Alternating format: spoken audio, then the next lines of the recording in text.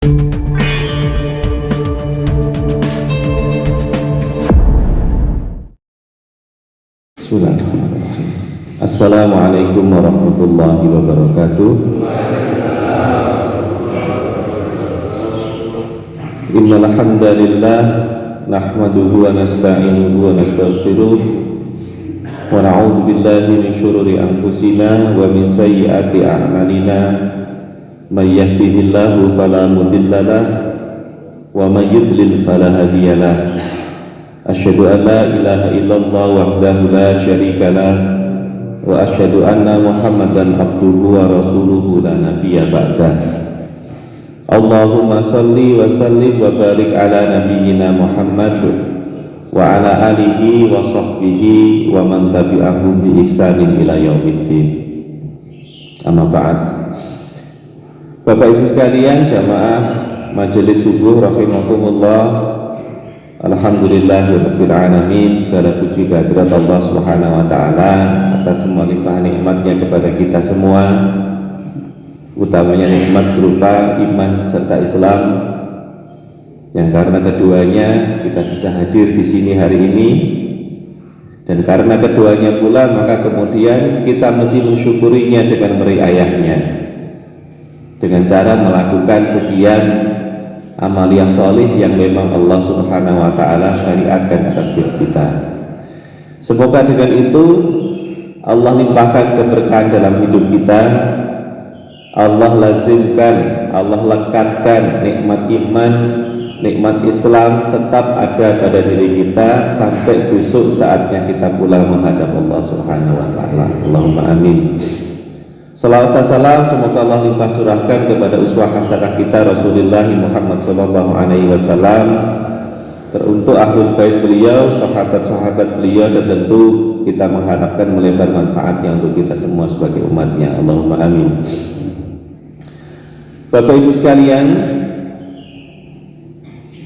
ada satu wasiat yang senantiasa Allah Subhanahu wa ta'ala sampaikan kepada kita, yang itu juga senantiasa disampaikan oleh para khatib, oleh para mubaligh atau oleh para ulama, yakni wasiat takwa. Senantiasa disampaikan dalam setiap kesempatan, karena memang urusan takwa ini adalah urusan yang paling penting dalam hal berislam. Sehingga Allah sendiri menyampaikan, inna akramakum indallahi atqakum. Yang paling mulia dalam pandangan Allah, di sisi Allah, adalah yang paling bertakwa di antara kita.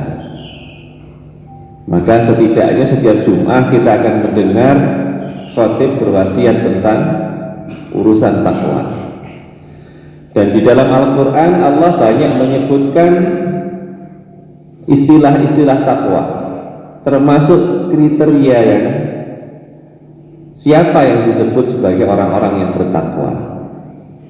Hari ini saya akan menyampaikan kriteria takwa yang Allah sebutkan di surah Qaf, mulai dari ayat yang ke-31 sampai ayat yang ke-33. Tentu ada banyak Bapak Ibu sekalian kriteria takwa, ada di surah Ali Imran. Yang saya sampaikan adalah nanti tentang yang Allah sebutkan di surah Qaf. Bapak Ibu sekalian, di ayat ini ada 4 kriteria atau karakteristik orang-orang yang bertakwa, sebagaimana dijelaskan oleh Imam Ibnu Qayyim al-Jauziyah. Jadi Allah berfirman, a'udzu billahi minasyaitonir rajim, wa azlifatil jannatu lil muttaqina ghaira ba'id. Didekatkan surga itu kepada orang-orang yang bertakwa, ghaira ba'id, tidak jauh dari mereka. Jadi artinya Bapak Ibu, ini secara bahasa hiperbola berlebihan, menunjukkan betapa dekatnya, betapa dimudahkannya orang-orang yang bertakwa itu untuk masuk surga. wa uzlifah, didekatkan, ghairu ba'id, tidak jauh. Itu sudah 2 kali Allah sebutkan di awal dan di akhir ayat. Apa yang didekatkan? Al-jannah, yaitu surga. Bagi siapa? Lil muttaqin, orang-orang yang bertakwa. Maka itu menjadi penting bagi kita untuk mendapatkan predikat atau dimasukkan oleh Allah sebagai orang-orang yang takwa. Siapa saja mereka, seperti apa tanda-tandanya? Allah menjelaskan di ayat berikutnya, hadza ma tu'aduna likulli awwabin hafid. Yang seperti itu dijanjikan oleh Allah Ta'ala pada setiap hambanya yang awwab.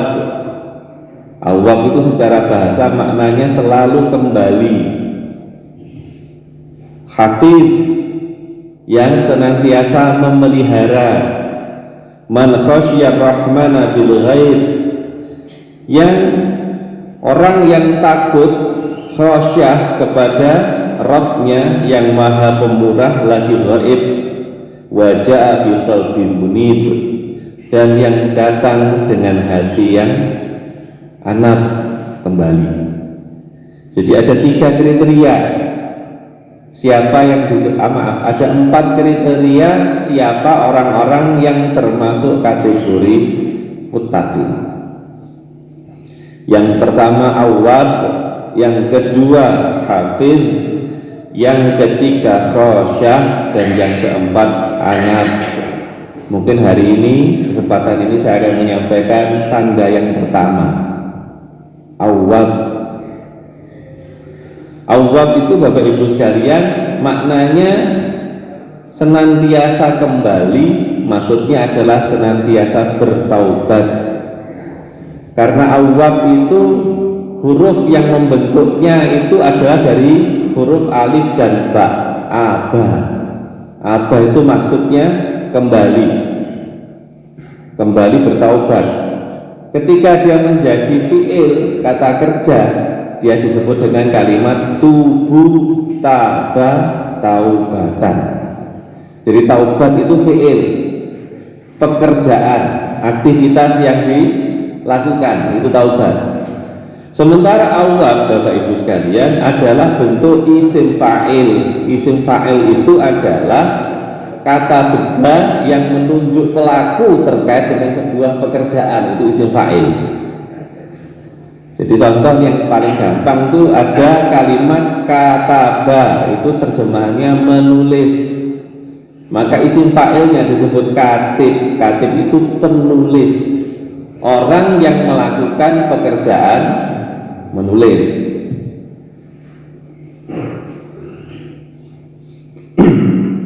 Maka Bapak Ibu sekalian, ketika disebutkan awwab itu menunjukkan pelaku atau orang yang melakukan pekerjaan taubat. Maka ketika Allah menyebutkan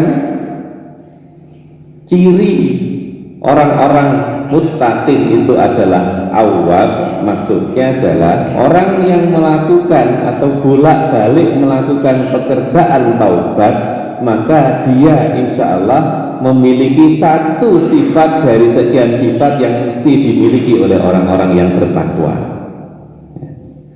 Jadi Bapak Ibu sekalian, awwab selalu kembali, selalu melakukan taubat. Kenapa taubat itu dimaknai juga dengan kembali? Karena hakikatnya pekerjaan taubat adalah orang tersebut senantiasa kembali mendekat kepada Allah Ta'ala, senantiasa kembali melakukan ketaatan-ketaatan kepada Allah Subhanahu wa Ta'ala. Itu maknanya taubat, maknanya awwab. Maka Bapak Ibu sekalian, ketika berbicara masalah awwab, pekerjaan yang disebut taubat tidak ada urusannya dengan maksiat. Maksudnya tidak kemudian orang itu baru bertaubat setelah dia melakukan maksiat. Ini yang kadang-kadang sering salah dimaknai. Taubat nunggu maksiat sih. Itu tidak ada ceritanya. Maka ayat-ayat dalam Al-Quran nanti akan saya sampaikan kepada penjenengan berkaitan dengan awab, orang-orang yang melakukan pekerjaan taubat dan akan begitu maknanya. Itu Allah mengabarkannya kebanyakan tidak berkaitan dengan penjelasan tentang orang yang selesai melakukan maksiat. Meskipun tentu Bapak Ibu ketika bermaksiat wajib untuk segera taubat, tapi jangan disalah artikan taubat nunggu maksiat.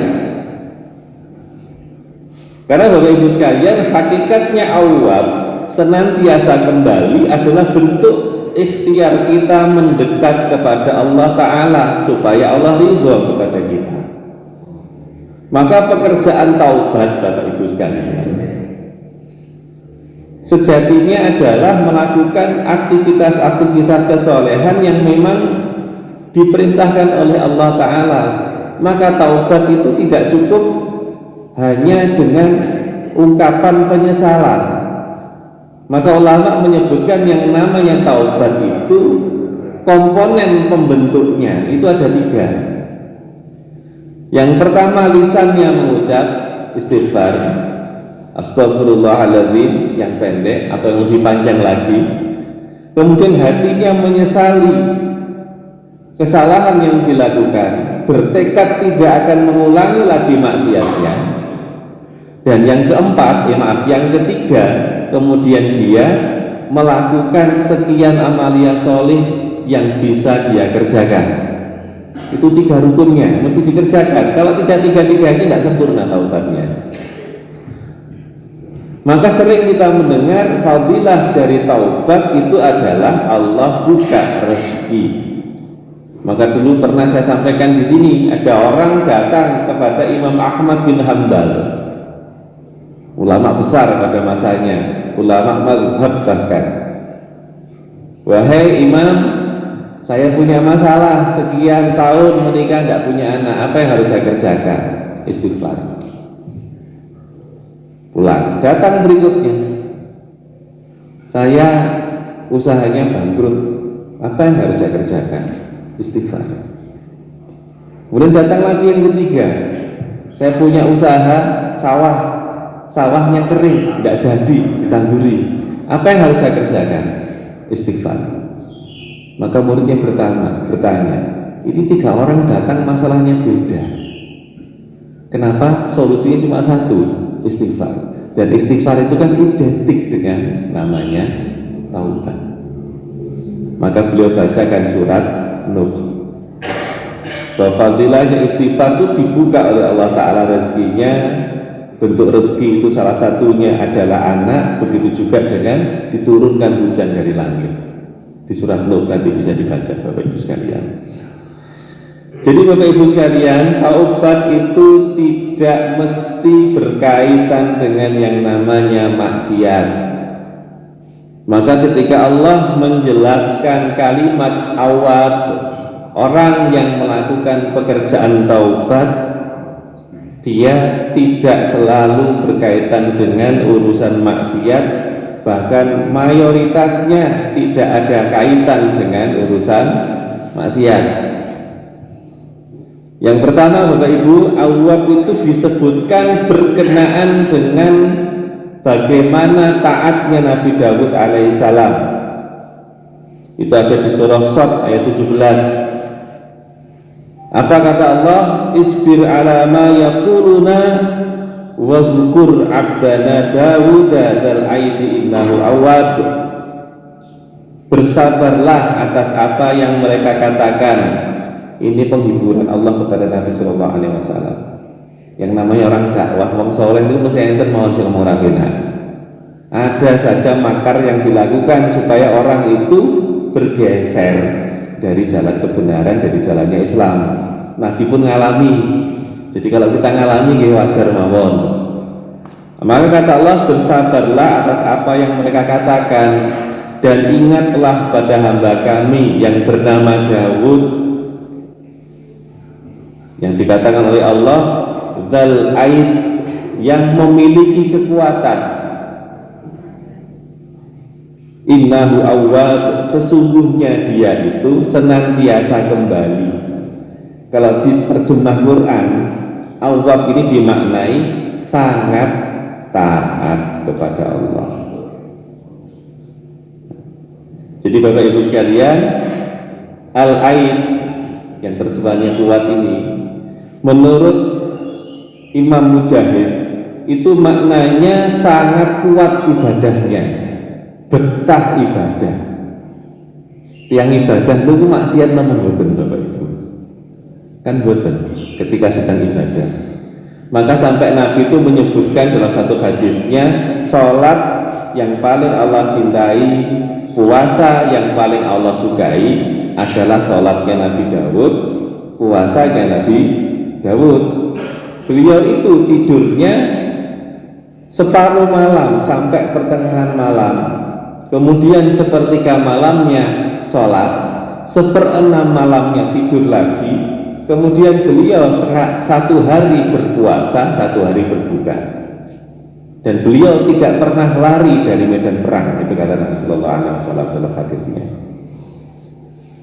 Artinya kalau orang model begini lah jarang-jarang ngelampaui maksiat, tapi disebutkan oleh Allah sebagai Al-Awwab, kembali terus kepada Allah, taubat terus. Yang kedua Bapak Ibu, Awwab itu dikaitkan dengan ketaatannya burung yang berkumpul berhimpun karena Allah Subhanahu wa taala. Di surah Shad ayat 19, dua ayat kemudian, wa tayra mahsyuratun kullu lahu awwab,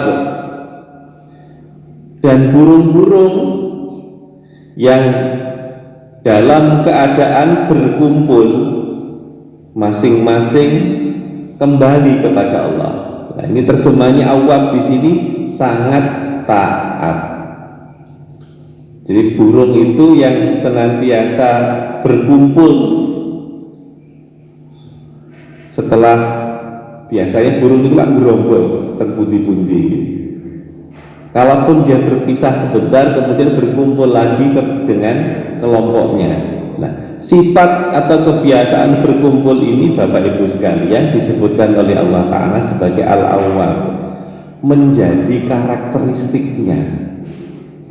Artinya adalah bahwa orang-orang yang takwa itu karakter kebiasaannya itu senantiasa taubat. Maka melazimkan istighfar itu salah satu bentuk kebiasaannya orang-orang yang takwa. Maka ketika kita istighfar Bapak Ibu, tidak ada masalah bahwa pada saat itu kita merasa tidak maksiat sama sekali, tidak ada soal dengan itu. Karena istighfar yang kita ucapkan hakikatnya adalah bentuk ikhtiar kita untuk mendekat dan terus mendekat kepada Allah Subhanahu wa taala. Karena kita butuh perlindungan Allah, kita butuh mendapatkan petunjuk dari Allah.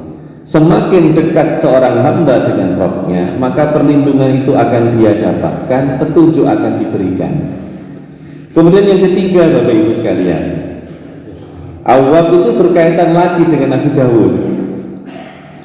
Di surah Shad ayat 30, beberapa ayat kemudian Allah menyebutkan wa wahabna li Dawud Sulaiman ni'mal abdu innahu awwab, dan kepada Daud kami karuniakan Sulaiman. Jadi bahasanya wa wahabna, jadi haba itu maknanya hadiah yang orang tidak layak mendapatkannya. Maka kalau kita doa tentang anak kan Rabbana hablana min azwajina wa dzurriyyatina, ya Allah karuniakan kepada kami istri, anak, kan gitu Pak gitu. Itu hakikatnya adalah bahwa istri dan anak itu sesuatu yang kita terima yang hakikatnya kita itu tidak pantas menerimanya. Maka kalau dapat istri yang solehah itu tidak boleh diklaim mergo bojone soleh, kan tidak boleh begitu. Dan tentu tidak boleh diperlakukan dengan buruk. Sama seperti anak. bukan untuk dibangga-banggakan. Anak ngono mergo bapake kata Pak Ade. Ya tidak boleh. Tentu pada saat yang bersamaan juga mesti dididik dengan baik. Itu hakikatnya kenapa doanya berbunyi hablana, haba. Bahwa yang kita minta itu sesuatu yang kita nggak pantas mendapatkan. Ujuk-ujuk dua anak itu terus gede dhewe, sehat, yo pinter karepe dhewe. Saya sering menyampaikan di sini, mungkin pernah menyampaikan di sini. Kita punya anak itu kadang-kadang rada kurang syukur ya. Mek wis pinter terus kurang pinter jarene kan begitu.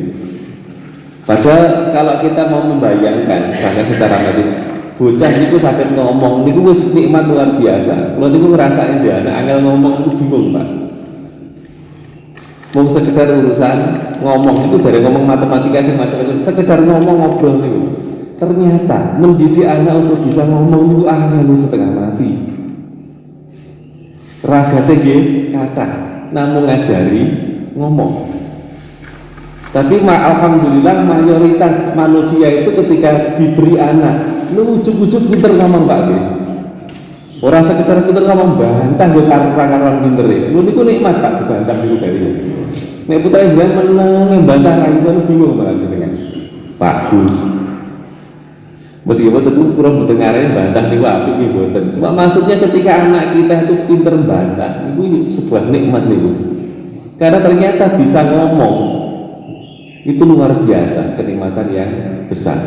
Nah, Bapak Ibu sekalian, kembali Allah ini juga dikaitkan lagi dengan Nabi Daud alaihissalam yang dikatakan kepada Daud, kami karuniakan anak namanya Sulaiman, dan dia adalah sebaik-baik hamba.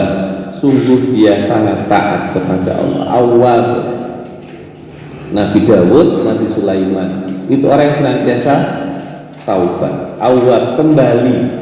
Dan dalam sebagian tafsir dikatakan maknanya adalah bahwa Sulaiman ini adalah seorang nabi. Kemudian berikutnya yang keempat, Bapak Ibu, Awwab itu dikaitkan dengan Nabi Ayyub alaihissalam. Wa khudh biyadika dhi'nan fa'adrib bihi wa la takhnaf inna wajadtuhu sabiran na'mal abdu innahu awwab. Dan ambillah seikat rumput dengan tanganmu, lalu pukullah dengan itu, dan jangan kamu melanggar sumpah. Sesungguhnya kami dapati dia, maksudnya Nabi Ayyub, seorang yang sabar. Dialah sebaik-baik hamba, sungguh dia sangat taat kepada Allah Ta'ala. Jadi ini cerita tentang Nabi Ayyub yang ketika diberi ujian berupa sakit, kemudian dia merasa ditinggalkan oleh istrinya, maka ketika sakit dia bersumpah akan memukul istrinya 100 kali. Kemudian oleh Allah diberi solusi, mukulnya diganti dengan yang 100 diganti dengan rumput jumlahnya 100, dipukul sekali banter. Jadi disebutkan orang yang seperti itu yang mendapatkan ujian seperti itu, ujian sakit, ujian ditinggalkan semua orang, ujian menghadapi masalah yang berat karena beliau mencintai istrinya, karena beliau tahu betul pengorbanan istrinya dan seterusnya, maka untuk melakukan apa yang disumpahkan kan berat, maka diberi solusi oleh Allah Ta'ala. Dan orang seperti itu disebut sebagai orang yang senantiasa taubat, tidak ada urusannya dengan maksiat. Kemudian yang kelima, Bapak Ibu sekalian, Allah menyebutnya di surah Qaf ayat 32, hadza ma tu'aduna likulli awwabin khafir. Ayat yang saya sampaikan tadi, inilah nikmat yang dijanjikan kepadamu, yaitu kepada setiap hamba yang senantiasa bertaubat dan memelihara syariat-syariat Allah Ta'ala. Maka Bapak Ibu sekalian, dari sekian ayat yang saya sampaikan, adakah yang berkaitan dengan maksiat? Tidak ada. Meskipun saya tidak mengatakan bermaksiat gak perlu taubat, boten. Tapi jangan salah berpikir bahwa taubat itu dikerjakan hanya setelah kita melakukan maksiat. Justru kalau terpaksa kadung misalkan karena lupa kita bermaksiat, wajib segera bertaubat.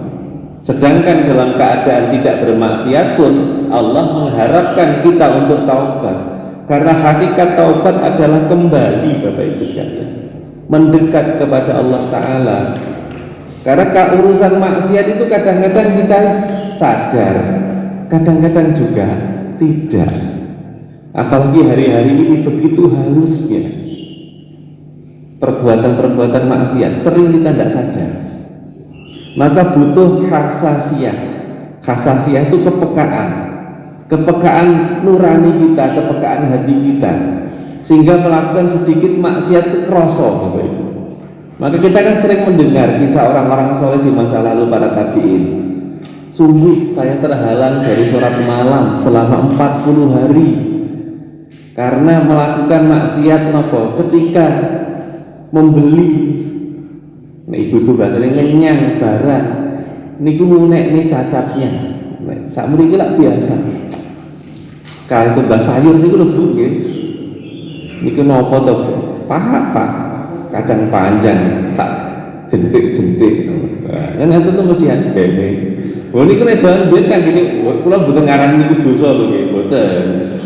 Mau memang zaman yo beda jenengan nggih senes tabiin kan ngaten to nggih. Nek zaman tabiin kan niku berat.